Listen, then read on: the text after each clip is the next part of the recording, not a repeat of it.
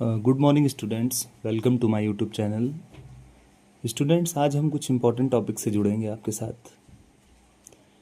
देखो बच्चों, जो हमारा पहला चैप्टर है, स्पेशली 12th की बात करें तो, जो कि पोइट्री में है, माई मदर एट 66। ये कविता हमारी प्रसिद्ध भारतीय कवित्री कमला दास जी की है, जो कि मालाबार केरला से बिलोंग करती हैं। और इनकी खासियत, बहुत सारी अच्छाइयाँ इनमें देखने को मिलती हैं। इनकी कविताओं में आप ओरिजिनलिटी देखेंगे, मतलब जो कि वास्तविक इवेंट होते हैं। वर्सटैलिटी मतलब होता है जिसे हम कहेंगे बहुमुखी प्रतिभा का धनी हो कोई, जिसमें कई सारे टैलेंट्स हों। तो बहुत सारी क्वालिटीज़ इनकी पोइट्रीज़ में हमको देखने को मिलती है। अगर हम बात करें इनकी कुछ फेमस नावल की, तो आप जानेंगे, देख रहे होंगे आप अपने टॉपिक में कि आपका एक नावल यहाँ मेंशन किया गया है, अल्फ़ाबेट ऑफ लस्ट, जो कि 1977 में पब्लिश्ड हुआ था। इनकी बात कर लें, और a collection of short story, जो कि है Padmavati and Herald and other stories, जो कि बिलोंग करते हैं। बाकी जो एडिशनल पोइट्रीज़ हैं इनके, ये काफ़ी हद तक बहुत अच्छी कविताओं को लिखती रही हैं कमला दास जी। इनके नॉवेल्स की बात करें तो, जो ये नॉवेल्स लिखती थी, ये मलयालम में कुछ नॉवेल्स लिखती थी, जिसका खुद का नाम ये माधव कुटी रखती थी। और इस कहानी में, यानी इस पोएम में, जो कि आपके चैप्टर में ऐड किया गया है, एक सेंसिटिव फीलिंग के साथ इन्होंने इसको मेंशन किया है। इसका टाइटल ही आप देख पा रहे होंगे, माई मदर एट 66। मे भी वीडियो में पूरा टाइटल ना दिख रहा हो, बट आप समझिए इसका टाइटल है माई मदर एट 66। इन्होंने इसमें अपनी माँ के बारे में लिखा है, और इनकी माँ की एज 66 हो चुकी है। और इनको थोड़ा सा जो फियर है ना, सेपरेशन का, माँ से अलग होने का डर, माँ की ढलती हुई उम्र को लेकर के मन में कई सारे जो तनाव होते हैं, उसके बारे में ये लिखती हैं और अपनी पोइट्रीज़ को ये मेंशन करती हैं यहाँ पे। अब आगे देखिएगा बच्चों, बात कर लें तो ये इसमें दिया गया है कि ageing is a natural process. Have you ever thought what your elderly parents expect from you.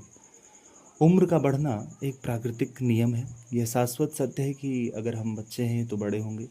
Even सबके साथ ये है। बाकी जो हमारे गार्जियन, यानी जो हमसे एल्डर्स हैं, वो हमसे क्या उम्मीद रखते हैं, क्या आशा रखते हैं, तो उन सब चीज़ों के बारे में तो बात करेंगे। तो चलिए शुरू करते हैं हम आज की पोएम। पहला जो स्टेंजा है, आप ध्यान से समझिएगा। Driving from my parents home to Cochin last Friday morning I saw my mother beside me. Driving मतलब, पहले स्टेंजा में जो कवित्री है ये कहती है कि वो ड्राइविंग कर रही थी कार से कहाँ के लिए, अपने पेरेंट्स होम यानी अपने पिता के घर से, माता पिता के घर से कोचीन के लिए। लास्ट फ्राइडे मतलब पिछले शुक्रवार की बात करती, मॉर्निंग मतलब ये सुबह का समय था। आई सा माई मदर, आई का मतलब यहाँ पे पोएटेस, समझिएगा ज़रा। यहाँ पे आई का क्या मतलब बच्चों? पोएटेस, यानी पोएटेस। सा माई, माई यहाँ इनडायरेक्ट स्पीच का काम करेगा, तो हर मदर, यानी कवित्री ने अपनी माँ को कहाँ देखा? बिसाइड, बगल में, मी मतलब उस अपने खुद के। डोज ओपन माउथ्ड मतलब उनका चेहरा ओपन था। हर फेस एसन लाइक दैट, उनके चेहरे एकदम जो उतरा सा चेहरा हो, मुरझाया सा चेहरा हो, उसकी माँ का किस तरह था? ऑफ अ कॉर्प्स, कॉर्प्स मतलब होता है लाश, डेड बॉडी को कहा जाता है कॉर्प्स, है ना। And realised the with pen, और कैसा वो रियलाइज करती है, जैसे लग रहा हो कोई बहुत ही पुराना सा दर्द हो। फिर आगे मेंशन किया गया that she was as old as, she यहाँ ध्यान दीजिएगा, that she was as old as she looked but soon put that thought away and looked out at young. That she was as old मतलब वो उनकी जो as थी, वो उम्र थी, कितना है मतलब किस तरह दिखती थी 66 की एज पे। She looked but soon put that thought away, अपनी उम्र के हिसाब से वो उतनी ही दिखती थी जितनी की थी। बट एक कवित्री के मन में एक जो थॉट है ना, पोएटेस के माइंड में जो थॉट चल रहा है, उस थॉट से वो थोड़ा सा बचने की कोशिश करती है। And looked out at young, बाहर की तरफ देखती है। यंग माने यहाँ युवा, ट्रीज यानी वो पेड़ जो हाल ही में विकसित हो रहे होते हैं। स्प्रिंटिंग एंड मेरी चिल्ड्रन स्पाइलिंग, पेड़ बढ़ते हुए, जिस तरह एक कम उम्र के बच्चे होते हैं वो काफ़ी हद तक प्रसन्नचित्त दिखते हैं, उनके चेहरे पे एक अलग चमक होती है। आउट ऑफ देयर होम्स, अपने घर के बाहर, but after the airport's security check. अब आप देखिएगा, वो घर के बाहर यानी यहाँ पे बच्चों के बारे में जिक्र करती कवित्री, फिर कहती but after the airport, airports अभी यानी ड्राइविंग करते हुए कहाँ पे पहुँच चुकी है, एयरपोर्ट पे आ चुकी है, और वहाँ पे कहाँ पे है, सिक्योरिटी चेक, जहाँ पे सिक्योरिटी चेक होती है यानी कि इनको चेक किया जाता है वहाँ पे।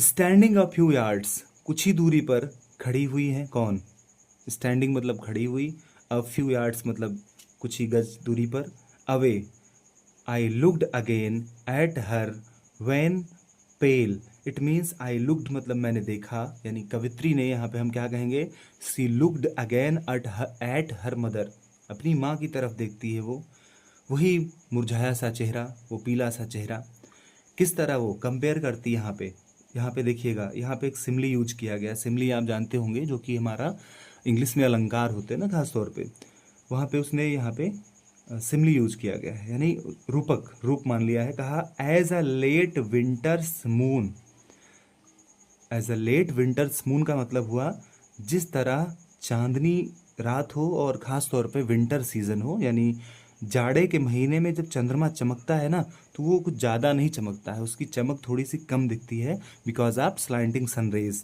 एंड फेल्ट दैट ओल्ड, वो उतनी ही बूढ़ी दिखती है, महसूस करते हैं जिस तरह वो चांद मुरझाया सा होता है, वो पीला सा चांद, तो उसकी माँ भी उसी तरह दिखती है।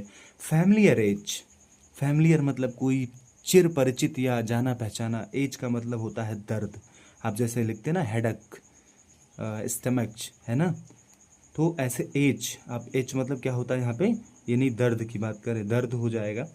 माई चाइल्डहुड्स फेयर, माई मतलब मेरा यानी कवित्री का, चाइल्डहुड्स मतलब होता है बचपन का, फियर मतलब आप जानते ही हैं डर, बचपन से एक डर था, बट आल, लेकिन वो सारी बात क्या थी, आई सेड वाच, वो सब कुछ बात जो थी, कहती है कवित्री, सी यू सून, जल्द ही मिलती हूँ, क्या कहती है, जल्द ही मिलती हूँ, सी यू सून, अम्मा, यहाँ पे जो हमारी लोकल लैंग्वेज है यूज की गई है बच्चों, अम्मा, है ना, तो इस ये अभी यहाँ पे ममा नहीं लिख करके हमारी जो कमला दास जी हैं, इन्होंने अपनी एक रियल लैंग्वेज को यहाँ पे ऐड किया है, क्या रखा है, ममा, यानी अम्मा लिखा है, तो कहा सी यू सून अम्मा, अम्मा जल्द ही मिलती हूँ, and I did was smile, कवित्री ने कुछ स्माइल किया मतलब मुस्कुराती रही, स्माइल एंड स्माइल, मुस्कुराती रही, और अंततः जब तक वो वहाँ से लेफ्ट नहीं करती है वो मुस्कुराती रहती है।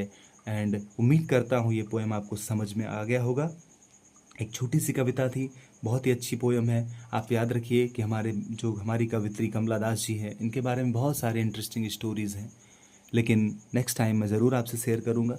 आज के वीडियो में बस इतना ही। आप अपनी प्रतिक्रिया दीजिए, आपको ये वीडियो कैसा लगा ज़रूर बताएं। बहुत बहुत थैंक यू, धन्यवाद।